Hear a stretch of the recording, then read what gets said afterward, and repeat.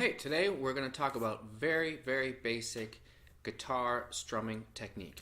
Now, I make all my beginner students go through this little process, and sometimes I have students who will come to me and they've been learning stuff on the internet, but they've never really taken a lesson with a guitar teacher before, and they can play some songs, but their strumming technique is all backwards. And if your strumming technique isn't correct, you're only going to get so far. You're really going to get stuck at some point, and you're only going to be able to play so many songs. And it's not going to sound smooth. It's not going to sound as musical as it will if you have the correct strumming technique and the correct arm direction. And specifically, that's what this video is about the direction of your strums correlating with the correct beats of the music. So, as just a little bit of background to start with, most music that we're going to play, the rhythm or the pulse of the song is going to be divided into 4 beats. So this can be true for folk music, rock music, country music, blues music. Almost everything we're going to play has a pulse of 4, and we call that 4/4 time. So on guitar, what that means is that our beats 1, 2, 3, 4, we strum down, down, down, down. That's simple. Now I'm just using a simple E minor chord here to make it easy. You can use an E minor if you like, or just nothing, whatever. Doesn't matter. Okay, now in between those beats, 1, 2, 3, 4, we have other beats, and we call those upbeats or and. So the count would be 1 and 2 and 3 and 4 and. To strum those and beats or those upbeats, my pick is going to come the opposite direction, of course. Now you might want to just kind of practice that if you've never played guitar before at all, just angling your pick slightly different direction so that the pick glides nicely when it comes back up. So the downstroke and the upstroke both glide nicely.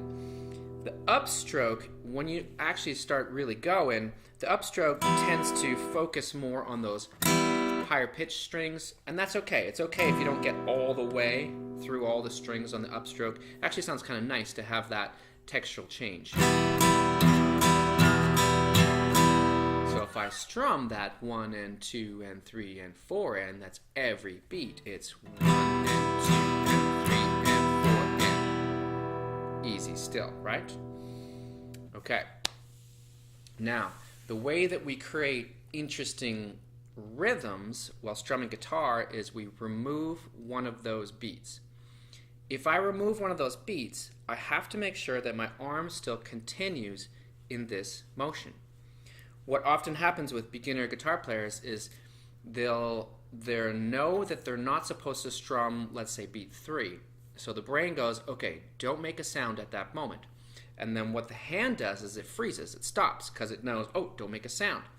But in fact, what you need to happen is you need your hand to continue moving downwards and just missing the strings, skipping the strings.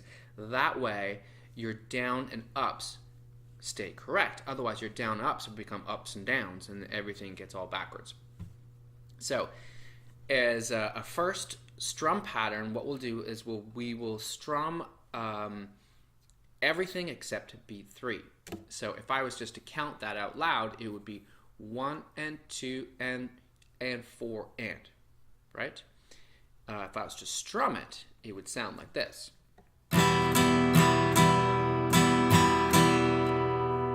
Okay, so try that a few times yourself. I'm going to count in again, and I'm just going to do it once. Once you feel ready, join me after I count in. 1, 2, 3, 4.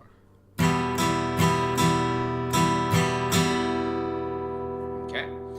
Now, it might take you a whole bunch of tries before you can get that without your hand pausing. Remember, your hand's got to keep doing this.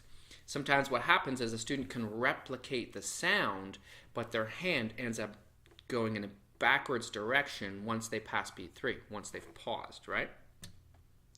So we'll try it one more time together.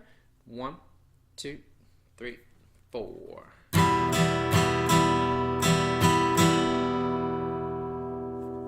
Okay, so if you need more practice doing that, just pause the video for a second, and then we will go on to the next step. And if you're good with that already, here's the next step. What we have to do now is we have to loop that pattern. So after the very end of the pattern, which we would call the end of 4, the end of 4 means it's the up right after 4, beat 1 starts right away, right? So it'll sound like 1 and 2 and 4 and 1 and 2 and 4 and. If I strum that, so I'm going to do the pattern twice, it'll be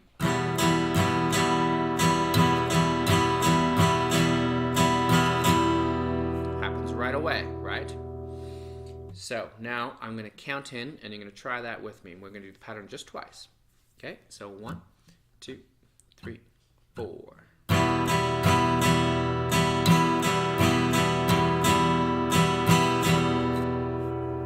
Okay, if you need to pause the video again, pause the video until you got that.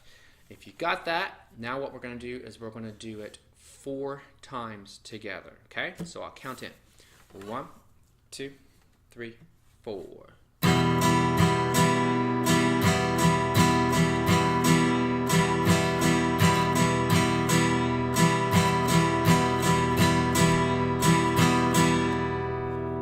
Pretty good.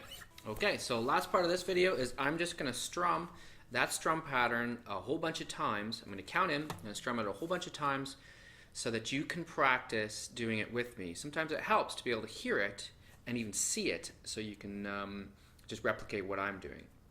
And then make sure to check back for part 2, because what we're going to do in part 2 is we're going to do some more slightly more difficult strum patterns, but not that much more difficult. Okay, here we go. 1, 2, 3, 4.